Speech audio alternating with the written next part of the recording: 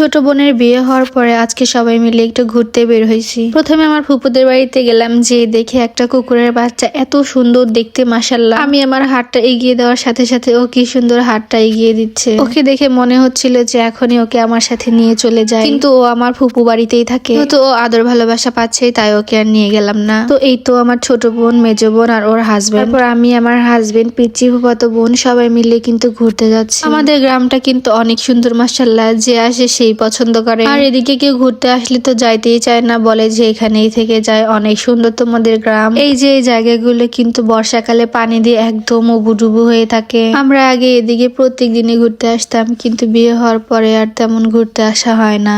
এই যে এটা হচ্ছে নদী, কিন্তু এখন পানি শুকিয়ে গেছে, তাই পানি নেই। মাঝখানে শুধু একটু পানি আছে, আর ওখানেই সবাই গোসল করে। আর এই যে আমার পিচ্চিটা, ওকে নিয়ে প্রথম এইদিকে ঘুরতে আসলাম। ও কিন্তু অনেক অনেক খুশি হয়ে গেছে এখানে এসে। তারপর এদিকে দেখি যে খেতে থেকে সবাই ধান নিয়ে আসতেছে ঘোড়ার গাড়িতে করে। এগুলো দেখতে কিন্তু আসলে অনেক ভালো লাগে। এখানে যখন পানি দিয়ে ভর্তি থাকে তখন কিন্তু আরো ভালো লাগে দেখতে। আগে তো আমরা এখানে গোসল করতাম, এই নদীতে প্রত্যেক দিনে আসতাম সবাই মিলে, অনেক আনন্দ করতাম। এখন আর আশায় হয় না, গোসলও করা হয় না।